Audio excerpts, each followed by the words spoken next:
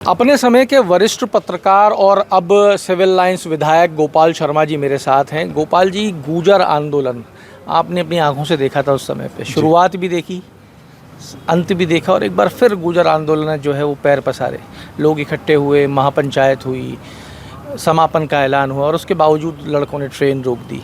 बहुत कुछ देखने को मिला। और आज राजेश पायलट जी की 25वीं पुण्यतिथि मनाई जा रही है। पूरी कांग्रेस एक नज़र आ रही है। गहलोत जी भी पहुँचे हैं, कैसे देख रहे हैं आप ये?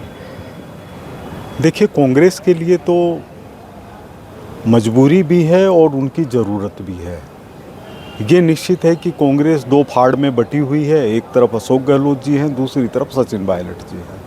लोगों को लगता है कि आने वाला समय सचिन पायलट जी का है, और दूसरी तरफ अशोक गहलोत जी का अपना राजस्थान कांग्रेस के ऊपर इतनी बड़ी पकड़ वाला स्थान है कि उसको छुड़ा पाना किसी के लिए भी संभव नहीं है। नेहरू गांधी परिवार भी चाहकर राजस्थान के अंदर कभी भी अपने मन माफिक नहीं कर पाया। किया तो वो ठीक से चली नहीं। जैसे हमने मोहनलाल जी सुखाड़िया को जाते हुए देखा, हीरालाल जी शास्त्री को जाते हुए देखा, टीकाराम जी पालीवाल को जाते हुए देखा, हरदेव जोशी जी को जाते हुए देखा, शिवचरण जी को जाते हुए देखा, पहाड़िया जी को जाते हुए देखा।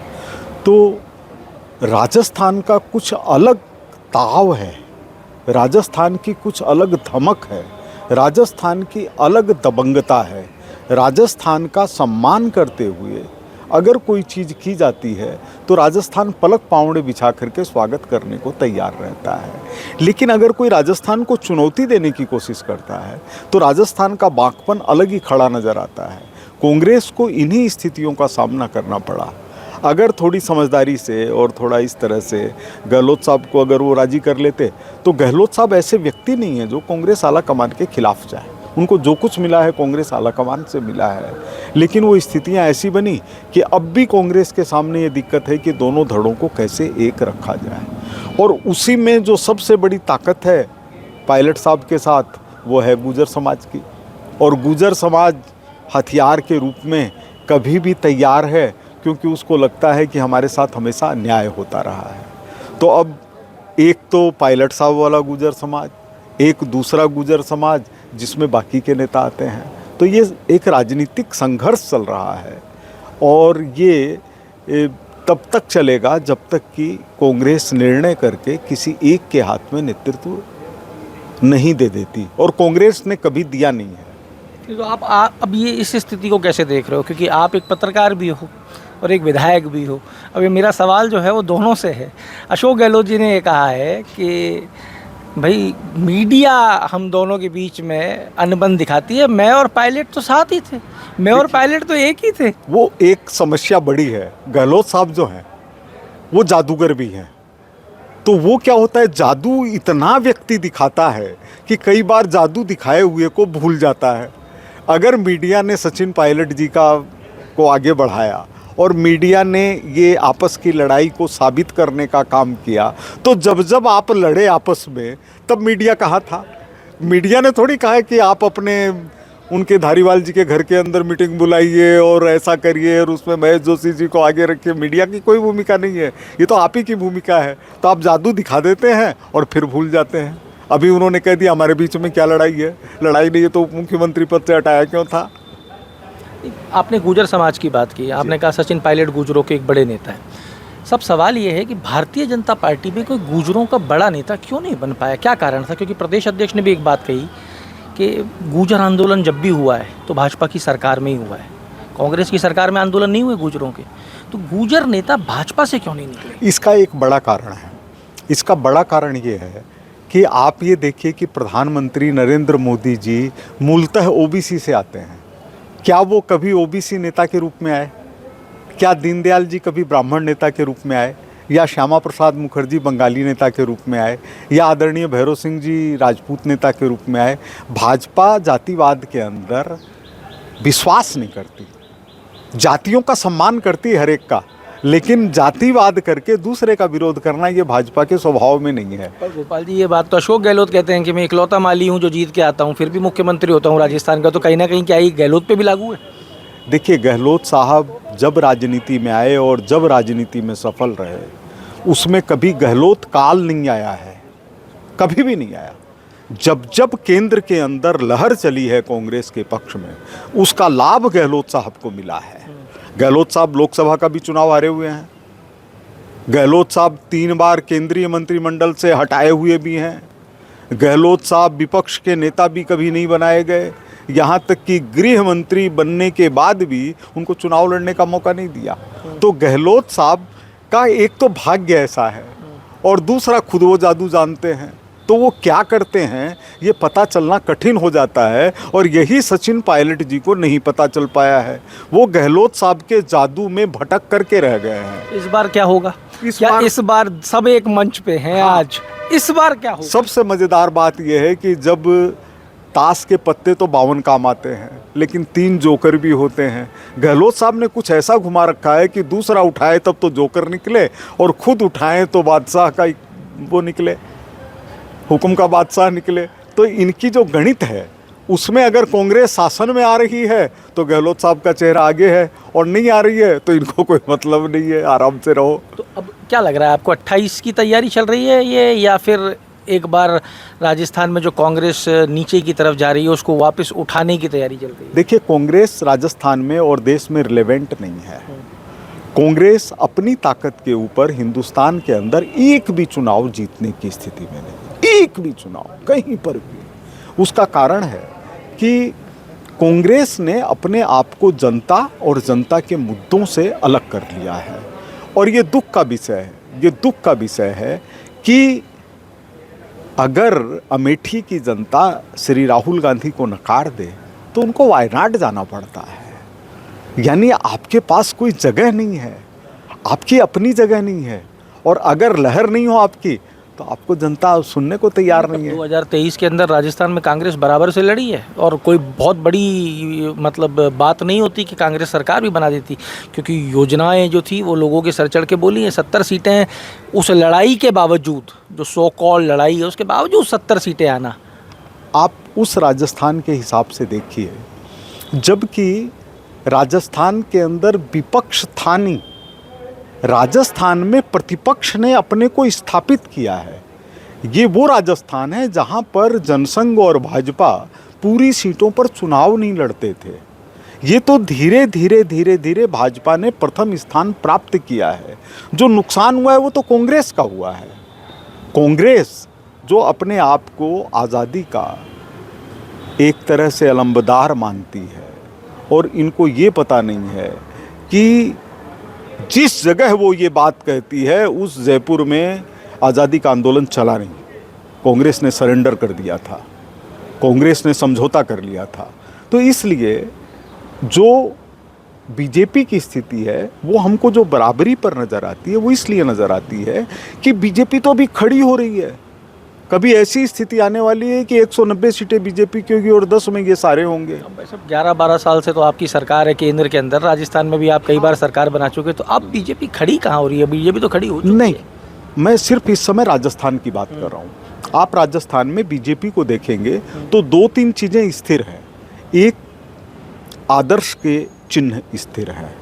बीजेपी जातिवाद पर नहीं खेलती, ये निश्चित है।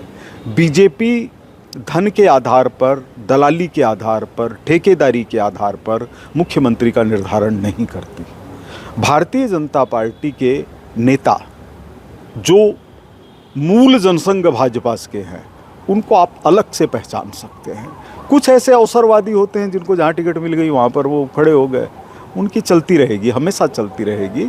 लेकिन भाजपा अब भी खड़े होने की स्थिति इसलिए ज़रूरी है कि जब तक राजस्थान अपने आप को ईमानदारी, नैतिकता और शुचिता के अंदर पूरे भारत में नंबर 1 स्थापित नहीं करता है, तब तक महाराणा प्रताप और महाराणा सूरजमल की धरती कहाँ से होगी? ये तो कैसे होगा साहब स्थापित? हो रहा है। हम लोग उसी दिशा में काम कर रहे हैं। मतलब आप 28 में भी रिपीट की तैयारी कर रहे हो? नहीं, 28 में ही नहीं। मतलब आप ये मानिए कि तब तक जब तक कोई बड़ी घटना नहीं हो जाए, जब तक कांग्रेस कोई षड्यंत्र नहीं रच दे, तब तक 10-20 साल तक कहीं कोई गुंजाइश रिलेवेंट नहीं है ना कांग्रेस का। कांग्रेस रिलेवेंट नहीं है। आज जो दौसा के अंदर भीड़ इकट्ठी हुई है उसको कैसे देखें? उसको क्या करें? अगर वो भीड़ भी नहीं जुटाएंगे तो फिर राजस्थान में रह ही नहीं पाएंगे। यहाँ क्या है ही नहीं।